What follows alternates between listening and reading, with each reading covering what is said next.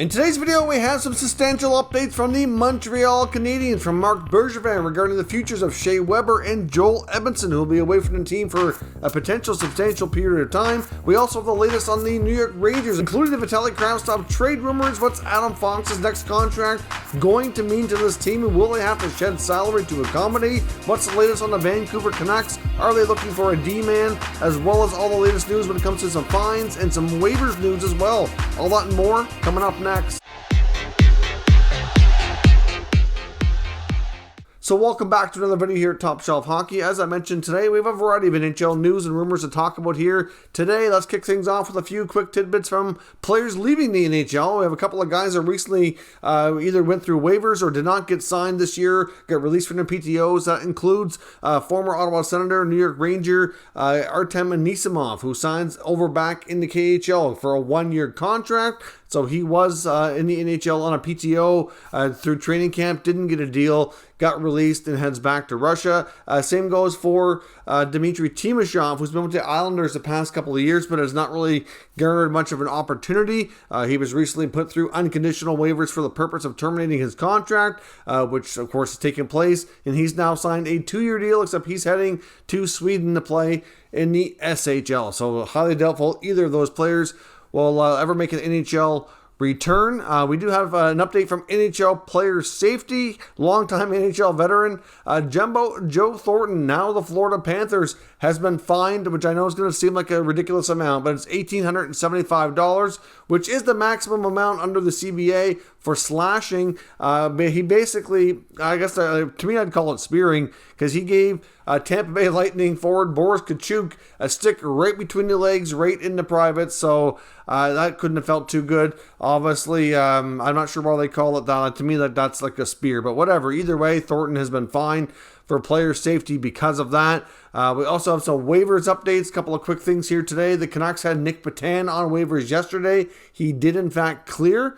so he can be assigned to Abbotsford. No need for another teams involved trying to get a claim. And today the Calgary Flames placed forward Glenn Gawdin on waivers. Now Gawdin's an interesting case because I know he's somebody who's struggled to be a consistent NHLer, and he's reached the point in his career where at the end of the year, he could possibly be what they call a Group 6 unrestricted free agent. So basically, he's going to get to unrestricted free agency a little bit sooner than normal because of lack of games played. So he has to actually play 71, I believe it is, more NHL games this year to retain RFA status. So I guess you could look at it one of two ways. Do teams want to take that on? Obviously, they're going to have a hard time getting him into all those games, right? But even if he went on to another team and caught on, let's say he falls just a little bit short of the games played mark, but let's say he was a really good fit and played well, he could still become an unrestricted free agent and possibly leave. But at the same time, he's on waivers. They're not going to give up any assets for him. And they would obviously have a shot before the free agency kicks in even to try to sign him to an extension. So I don't think it's going to, kind of cause anybody to really shy away. I think if a team's interested, they'll still go ahead and make the move. But he is one of those players that we usually see a couple each year fall into that category. So be interesting to see where he lands. Now, of course, we also know that the Winnipeg Jets are dealing with a little bit of a COVID situation. Captain Blake Wheeler is out in COVID protocol, and I've seen reports that he was symptomatic. And I saw more reports today that the Jets are apparently expecting there to be more positives. Now, they're supposed to have their home opener tomorrow night. They're awaiting more tests go through the lab to come back and see what they say. But that to me likely means, and this is just me guessing and speculating, that they must have some other players that are showing symptoms if they are expecting more positive, because clearly they wouldn't be if they had everybody feeling well and asymptomatic, right? So this is a potential issue for Winnipeg. Hopefully it doesn't turn into a bigger outbreak and have any kind of scheduling disruption or anything of that nature. But we'll have to watch that situation closely. Hopefully the Jets don't get hit too hard and they can get that situation contained before anything real further spreads, because that could be a real disaster, not only for the team, but for the league as well, because it could impact other teams depending on who they're supposed to play and where and all that. And of course, we know when it comes to the Olympics that if the NHL has, much of scheduling issues because of COVID outbreaks, that could be a prime reason for that to get pulled, right? So I know the players who are really looking forward to going certainly don't want to see that happen. Now, before we go further in the video, I do need to pause for a moment and acknowledge one of our channel sponsors, Manscaped. Top Shelf Hockey is proud to be sponsored by Manscaped. And guess what? Hockey fans are buzzing because hockey is back. Want to know what else is buzzing? The Lawnmower 4.0 from our friends at Manscaped, who are the global leaders in male grooming, trusted by over 2 million men worldwide. I highly recommend the Performance Package 4.0, which includes their new state-of-the-art Lawnmower 4.0, as well as some other great features. The lawnmower itself has a 7,000 RPM motor, a new multifunction switch that can engage as a travel lock, gives you the ability to turn on an LED spotlight as well for a more precise shave. Also, as I've mentioned on numerous occasions before, Manscaped is about much more than just a trimmer. They have everything, all aspects covered in male grooming, including some great formulations like their brand new ultra premium body wash to keep you smelling great all day long. It's certainly a big hit here. I absolutely love it. They also have other exfoliators and gels to keep all aspects of your grooming needs covered. I highly recommend you check out manscaped.com. Use promo code TSH for 20% off and free shipping. That's 20% off and free shipping at manscaped.com using promo code TSH. So thanks very much for watching that promotional content. I do very much greatly appreciate it. Now, we have a variety of NHL trade talk here today. A variety of it comes from, some of it from NHL Insider Trading, some from Chris Johnson, and actually some info from Nick Kyprios as well. Starting first on Insider Trading, they talked about the Vancouver Canucks and the fact that they don't have Travis Hamonic right now. There was some rumors floating that they might be looking to make a trade for another defenseman to replace him, but Pierre LeBrun confirms that's not the case. At this point, they're trying to be patient with Hamonic as he deals with the personal issues or whatever it is that's going on. I know there's a lot of people believe it's vaccine related, but we really don't know 100% what the reasons are. There's really not much point in speculating because we'll never be able to confirm it unless he himself decides to come out and be public. But at this point, they can't confirm he's not going to play this year. So even though he's on an unpaid leave, he's not currently counting against their cap. If they go out and make a trade or something and find another contract to bring in, and then he's able to play, then that creates a problem. So obviously they can't do that because they have to kind of leave his space available should he be able to return. I would suspect, depending on how long these issues drag on, maybe that's something that they explore a little bit later on where he's not getting paid. He could either remain on unpaid leave for the year. Maybe they go through unconditional waivers to terminate the contract.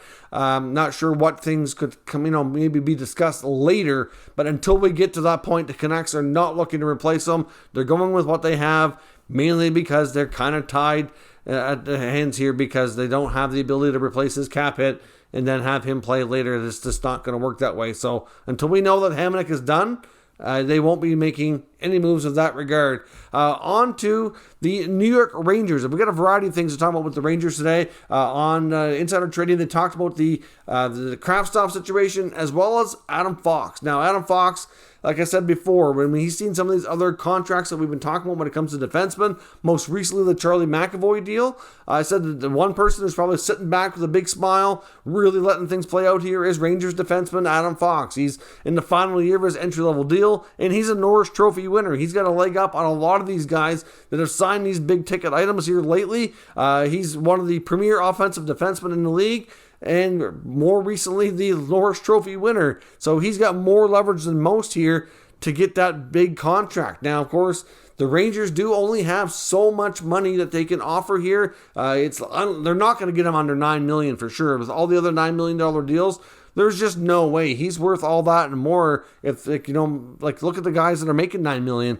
He's got a lot of leverage here, right? So clearly, the other part about this that they don't want to let it get too far before they get a deal done is he is arbitration eligible this offseason. He's an RFA with arb rights. So if it goes to arbitration, they know they're going to lose. I mean, he's put up huge numbers and won a Norris Trophy, so they're going to end up paying him a lot of money on a short-term deal and just getting him that much closer to being a UFA sooner than later. So they don't really want that to happen. They'd prefer to get him locked up on an 8-year deal, and they're saying on Insider Trading that he's certainly very much interested in that, but it's going to be taking, $9.5 or more, maybe closer to $10 million to get that deal done. And if you look at the rest of the roster, between the new Zibanejad extension, they got Kreider long-term, they got Panarin long-term, they got Trouba at $8 million, they signed their goalie Shesterkin at over $5 million. That's a lot of money, right? So if they add another big contract around $9.5, $10 million, that's going to make things tight. They also have the Capo Caco contract coming due. If he has a huge year or a big improvement, he's going to be looking for a good raise. And then, of course, they got Lafreniere, only a year away as well. Ryan Strome's a pending unrestricted free agent. So they either need to pay him or replace him. And either way, that's like a $5-6 million role. So, it's just not a lot of money to go around if you start giving out too many big tickets. So the Fox contract could have a spin-off effect that we see them have to shed salary in other ways. Hard to say exactly what that would do. They don't really have to rush into this by any means. And I don't think we're going to see any kind of cost-cutting moves now by the Rangers. I mean, maybe if it's looking like they're not going to be a playoff team at the deadline, perhaps then. But more likely this is something we're going to see probably next offseason. As they get closer to getting a Fox contract done, even if they get it done sooner than later, they don't have to rush into it, since obviously they don't have to have all this in place until next year. But that contract's going to have be a big number and have a major impact, and could cause other players to maybe have to go because of it. When it comes to Kravtsov, we're seeing different reports out there, tons of interest. Now, of course, Nick Kypreos is reporting that he says there was as many as 15 teams interested in Kravtsov, making calls to the Rangers. He goes on to mention teams like the Senators, the Jets, and the Flames. Other reporters are indicating teams like the Kraken, the Ducks, and the Red Wings are also among those 15 teams. So there's lots of interest. Obviously, he's back in Russia right now. The Rangers did try talking to him to try to get him to come back and see if he could work his way back into the lineup because of injuries. Doesn't seem interested in that. And right now, it's like a little bit of a showdown between Kravtsov and his agents and GM Chris Drury. Drury's really not in a position where he needs to rush. I mean, they're not losing anything off the roster because they cut him out of training camp to go to the minors, right? So clearly they didn't feel he was ready for NHL action. So they can take their good old time here, just like they did with Elias Anderson. It's hard to say how long this will drag out, but if they get a good offer, then clearly they'll probably pull the trigger. I know I've seen a few people suggesting online, maybe when we talked yesterday about the Senators considering maybe moving Eric Brandstrom. Does that seem like a good fit? Because the Senators have been rumored to be adding a forward. They're both young players. They're both high draft picks. Both could use a change of scenery.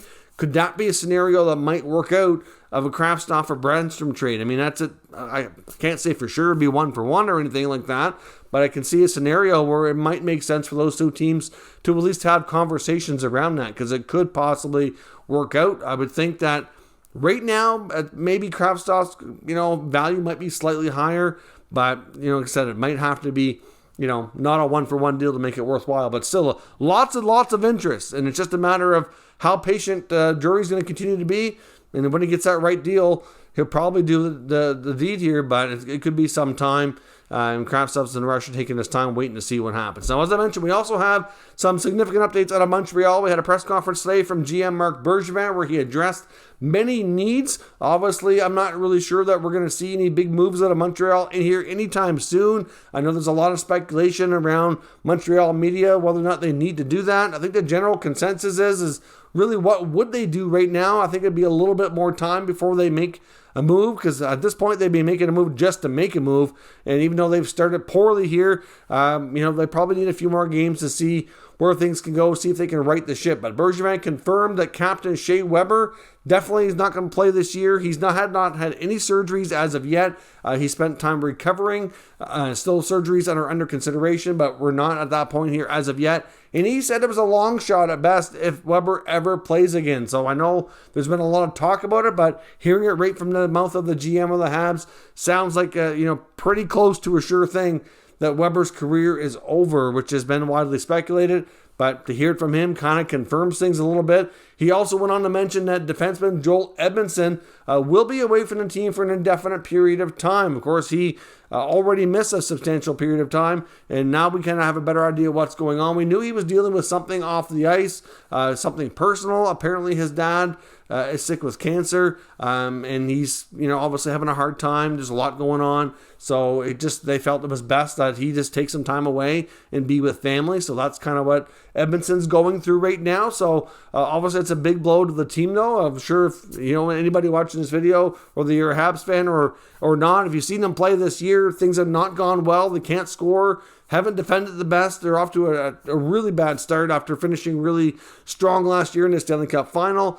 And Bergevin also confirmed too that he indeed has every intention to try to get a contract here to remain general manager of Montreal. I mean, he's in the last year of his contract. Many have gone on to say that it very well could be the last year, and obviously it doesn't mean that it won't be, but obviously he and Jeff Molson, the owner, have had a hard time coming to terms on a contract extension, and until that happens, and it very well could maybe lead to that. Who knows? But he absolutely confirmed that he wants to remain in his role and is going to continue to seek a new contract with the Habs. But at this point, even though it looked like they had a good offseason, there's a lot of things that he can't control here. You take away Shea Weber, you take away Carey Price, who's off in the player assistance program, you take away Joel Edmondson. Now on the back end, the big 4D, as we called them, in the playoffs that were so important to their run, 2 out of 4 is not there. Their starting goaltender's not there. And I think they're starting to realize now more than ever that Philip Deneau was, I think they knew he was important, but I think just, the ability to not shut down other teams and that defensive style he played was just that much more important. And I also heard today on Montreal radio, according to Tony Marinaro, and I know sometimes you have to take what he says sometimes with a grain of salt, but he confirmed that based on what he knows is that even though Montreal and Deneau, which was reported a lot last year, that they made a contract offer before the season started, around $5 million. He rejected it. It looked like he was asking for more like $6 million. And then they never talked again. And they said after the season that before he signed in LA, that Montreal never even got back to him. And Bergevin never made another offer or even made an attempt to get him to sign again, which is kind of odd considering how important it was. I know it's an odd thing. So this team is very, very different. And I hope that expectations can be adjusted accordingly because it has real potential now, at least in the short term, for times to be rough here before they can get things together. But the players they do have, the top guys, they need to start stepping up and see what they can do. But there's some pretty big updates in Montreal, and unfortunately, none of it is good news for now. So let me know what your thoughts are on everything discussed here today down in the comments. We'll discuss further. If you're new to this channel, make sure you subscribe and stick around. We'll keep you up to date with all the latest news, rumors, and analysis on all 32 NHL teams. Thank you for watching, and I'll catch you next time.